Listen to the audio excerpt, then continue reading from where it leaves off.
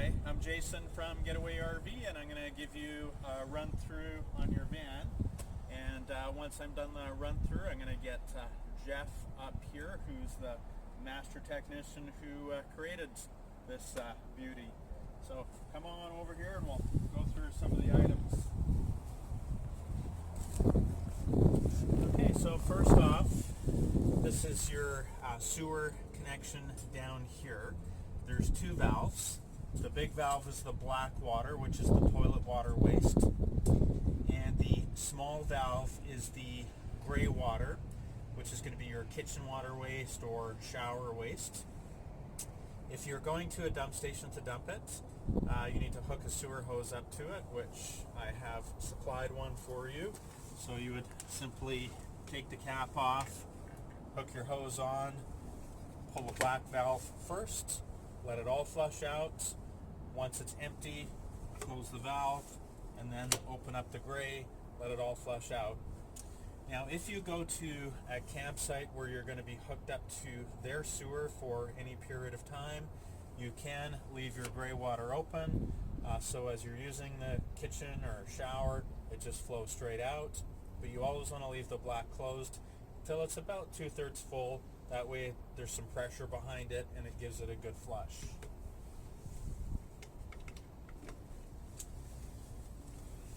Okay. This is your furnace exhaust here.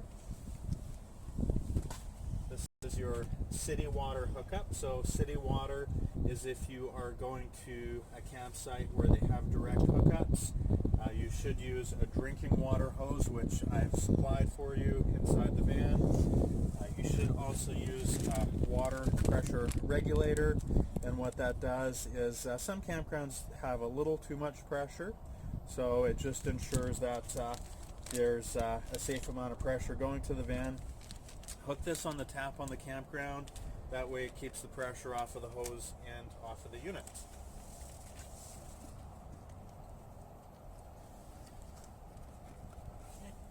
This is where you'll plug in your electrical cord, and I have supplied you with a cord as well, which is in the van. This one is ours here. So what you do is you just want to line the tabs up. So that one is kind of shaped a little like an L. We've got that same little L here. So you want to line them up together.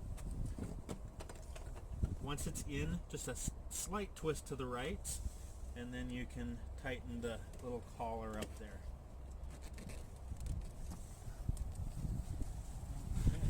That'll give us power inside.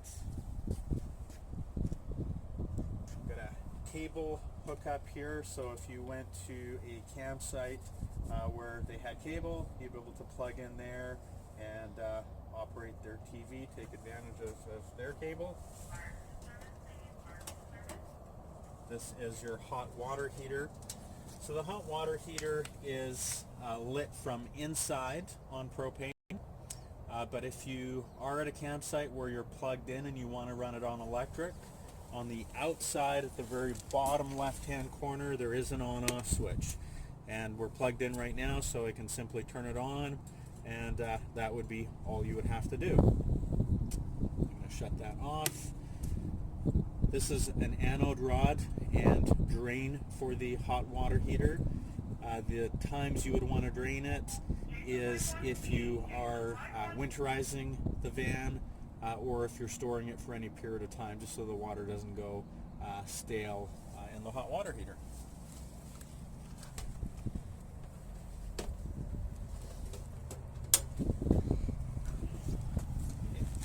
Sewer carrier underneath. The hose is actually still in the box inside of the van.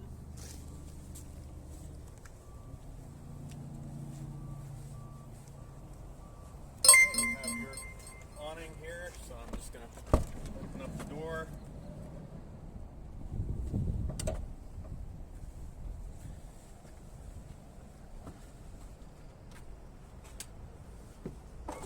Okay, so just inside, on the right hand side, we've got the in and out for the awning. So if I hit out, see nothing's happening because I have to turn this switch on here. So that gives this power. So on, and then I'm going to hit the out button.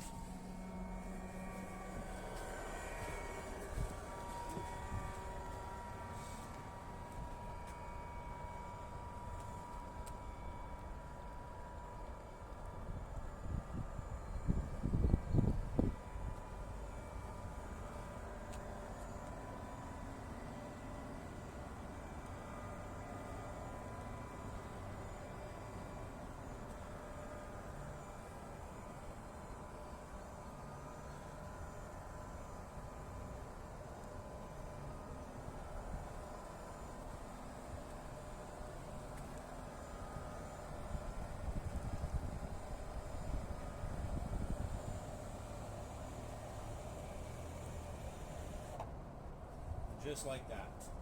So one thing I'll just mention is these are sunshade.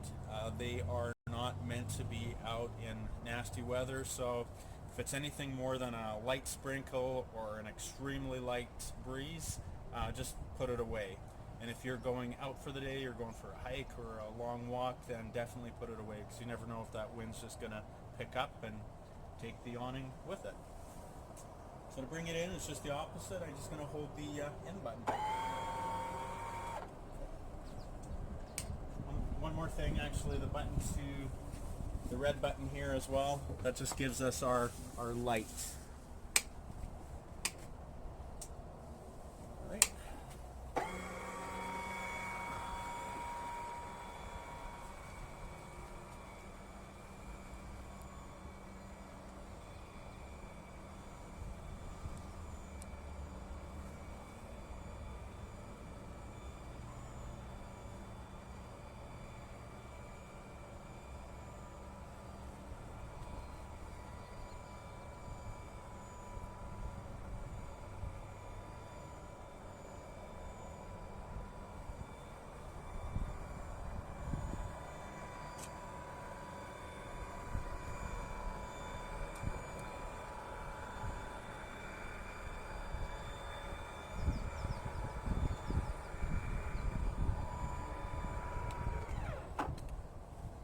And once I have it in, I'm going to just shut this switch down. Okay, just going to back up here. Are those lights coming on back there? Floodlights. Yeah. So your switches for your floodlights are the ones to the left here. I did not mark them just because you've got such a beautiful interior, so you will have to kind of play with them until you remember which ones do which lights. And just want to emphasize as well, those lights should always be off in transit, or if the vehicle is in motion. It's strictly for when you're at a campground and you're parked and everyone around you is parked and safe, so you don't want to be turning them on while you're driving. Okay, another on-off switch here is the strip lighting, and there is a dimmer control here as well, so that's pretty straightforward. Stove. So when you get to your campsite, or if you just had your propane tank refilled, it's always a good idea to light the stove burner first before you light your hot water heater, for example, or your furnace. It just gets the air out of the lines and gets the propane flowing through the system. So to light it, I can turn the knob to light. I could light it with a barbecue lighter, or also you've got a striker here as well.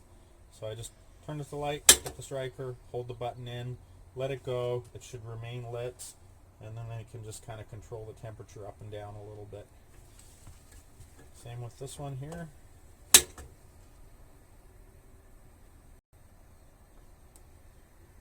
we go. So one thing I want to mention is these are not to be meant to used for heat. They are for cooking purposes only. So turn them on, do your cooking, and then shut them right down.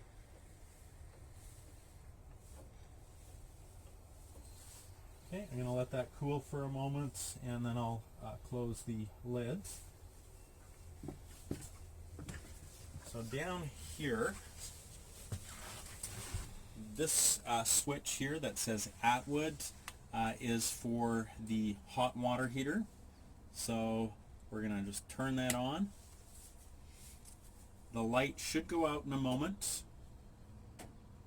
And when the light goes out, we should be able to hear it ignite.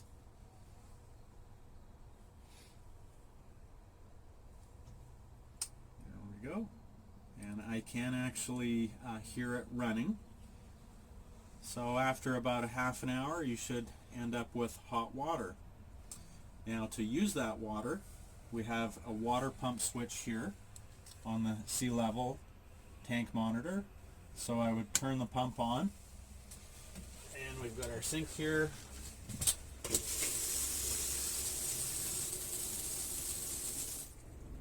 Okay. So I don't know if you can hear in the video, but when I turn the tap on, the pump goes on. When I turn the tap off, the pump is shutting off, and that is because the system is pressurized. So it's a demand pump. One thing I would do though is I would just make a habit of shutting it off when you're not using it. So go ahead, leave the pump on when you're doing dishes or brushing your teeth or having a shower or using the bathroom. But once you know you're done with it for a little while, just come over here and just shut the switch off. Okay, so you do have a few different battery monitors on here, and this is where I'm going to get Jeff up to do a little explaining, just because it was so involved. So right here we've got 13.38 volts on our battery. We also have our inverter control here and our solar control here. So I will have Jeff come up and talk about that a little bit. On the sea level here, if I push battery, showing them at 13.4, fresh water is 31% full, gray water 0% full. The black, unfortunately, with us having to fabricate a tank out of aluminum, we were not able to hook that up to the system. So the black water, you do have to kind of do it the old-fashioned way and just look down the neck of the tank to see how full that is. What else can I tell you? Your fridge. So the fridge is a 12-volt fridge. And let's see if I can open that enough to get in there. Basically, your controls are right here. So very straightforward. That it's set at 0 right now. Just turn it up, and that's all you do.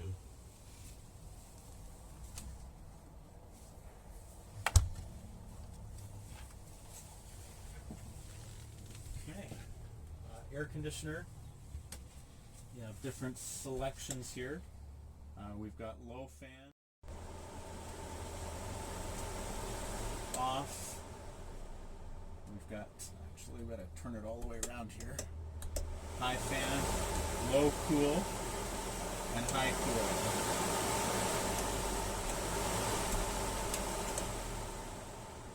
So if you turn it to one of the fan modes, it's just going to blow air, low or high speed. If you want the air conditioning portion, you do need to actually turn it to low cool or high cool.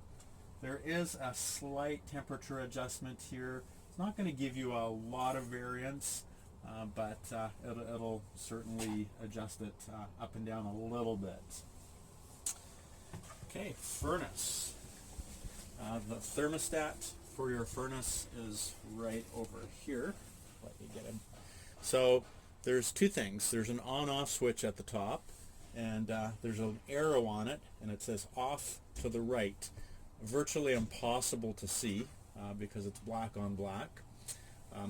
What I want to do is I want to turn it on, and keep in mind these are stiff, so I'm going to hold my finger here, grab it, click it over, and then I'm going to set the temperature at the bottom. Furnace fan comes on. That is all you need to do. It is completely automatic ignition. There's nothing I have to light or no pilots. Okay, and to turn the furnace off, I'm going to just click that to the right, turn the temperature down, and after a minute or two it'll just run through a cycle, clear the chamber, and it'll shut itself down. over here,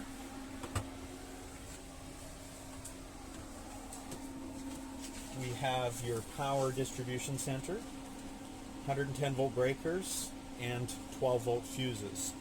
So if something on your 110 side is not working, maybe your air conditioner is not coming on for whatever reason, check your breakers. Something on the 12 volt side is not working, such as a water pump or a furnace fan, you can actually check and make sure you haven't blown a fuse.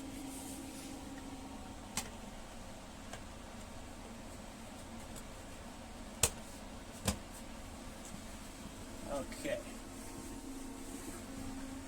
So for travel, we actually put an extra latch on the very bottom here, and the reason we put it on the bottom was just to keep it out of sight, and that's to prevent, while you're driving down the road, if you hit a bump or go over a speed bump or a pothole, that the bathroom door doesn't come flying open and damage something. When you're camping, you can simply just leave that unlocked all the time. There's latches here, so you just pull it. Bathroom kind of works like any bathroom. Showers gonna work like any shower. You've got your hot tap, your cold tap. The toilet flusher is on the pedal here. Step on that. You should use toilet chemicals. And what the toilet chemicals do is they help to break down solid waste, break down the toilet paper as well as keep the tank fresh. You should use RV toilet paper as well. Again, it just breaks down easier than household toilet paper. In fact, I'll give you some, so I'll put it inside the van for you. It'll go along with your little care package.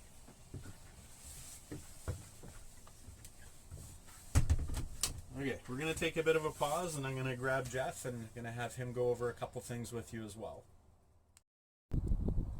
All right, so I've got Jeff with me now, and we're going to just continue on and go through some of the electronics. So you want to start there? Okay. Start there, Jeff? All right.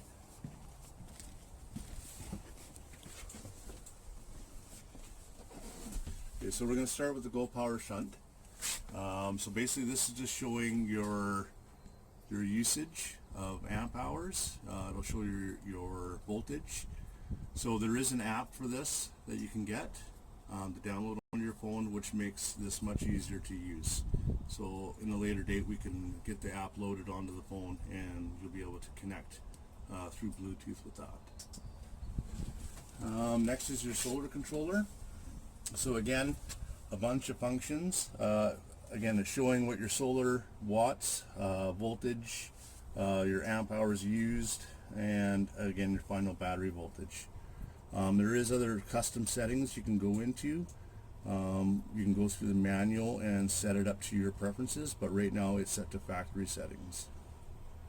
And then after that we have again the inverter, and again it'll show all your voltage, amps, and then also to, when you don't have shore power, to turn the inverter on, you simply just hit the button and it'll initialize itself and basically run itself. And then again to shut it down, just off. So when you are plugged into shore power, this charger will automatically come on because your charger for your batteries is built into the inverter.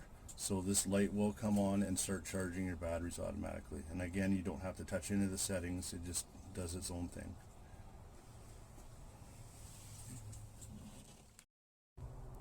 Okay, so for all your heat pads underneath for your plumbing in your tank, you basically just come on and turn that switch on. So if you know if the red light is on, you know your heat pads are activated. Alright, so next we're going to start with your entertainment. So in your cabinet here, you got your DVD. Here is your satellite controller.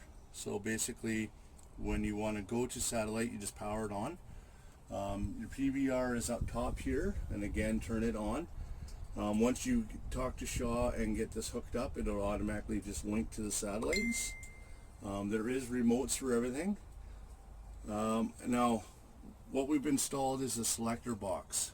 So with this remote here, you can select between your satellite, your DVD player, and then if you're at a park and you have short cable, it'll select. So basically it's 1, 2, or 3, and then just watch your TV screen and it'll show which one is activated.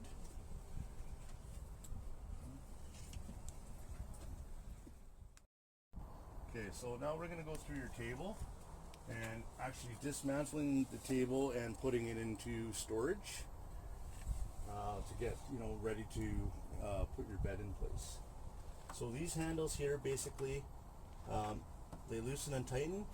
So once you get to a point where it's loose, then you press the button and pull the handle back and then let it go, and then you can loosen again. And that's the same for all the levers. So if you need to loosen or tighten, you just rotate them, pull them out, move them back in position so you can rotate it again. So now we're going to go ahead and actually take the table apart and we'll show how it has to go into storage.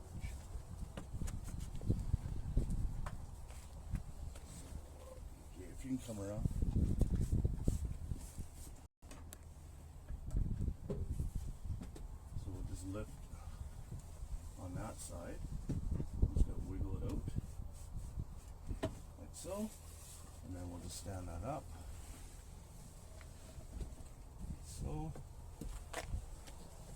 So again, now we're going to loosen this one off, and then it just comes up.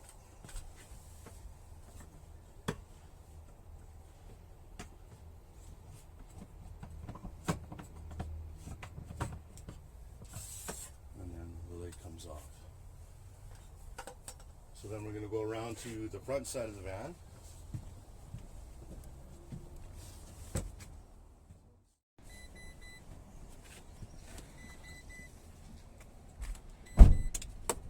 Undo your strap there.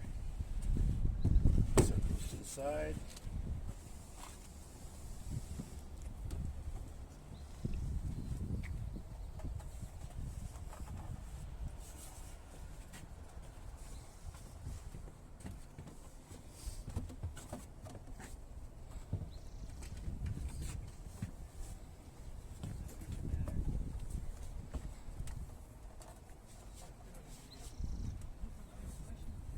Basically, that's where it's going to go into place. Now I'm going to grab the leg hardware.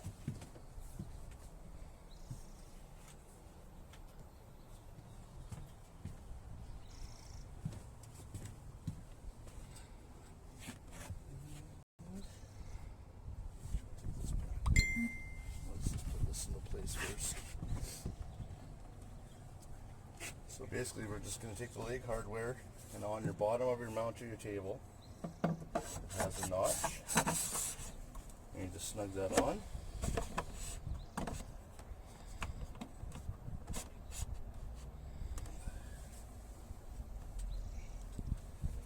And then for the bottom piece, it just goes back onto the leg like so, and then that's ready for storage or transport. Sales department line 2, please. Sales department line 2.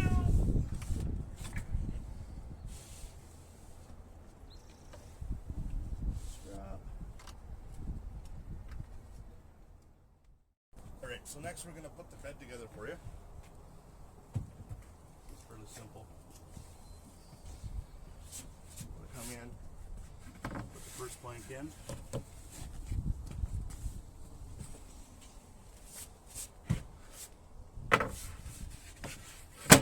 Second plank. And then we're going to take the cushions down.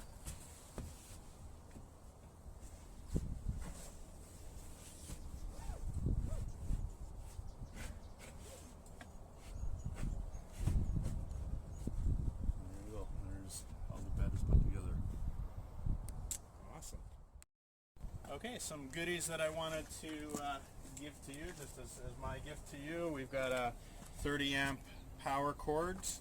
You've got the 15 amp adapter. We have your drinking water hose, your water pressure regulator, sewer hose, RV toilet paper, and I've got you a quarter pack of toilet chemical, and just read the label, but you just simply drop it down into the tank. And what this little gadget is for filling your fresh water tank. I forgot to show you that earlier, but at the back door you would just loosen this off here, and the reason you want to use this is just to prevent spillage, so you can actually insert that hose down the neck and fill your tank up, and that way you're not going to make a mess. Just a bit of advice, so when you are filling up your fresh water tank, stay with it as you're filling it up. Don't stick the hose in and walk away and come back to potentially a flood if it starts overflowing. Hey guys, I really hope that you enjoy your van. It's been awesome working with you, and if you have any questions, please just call me anytime. Thank you very much.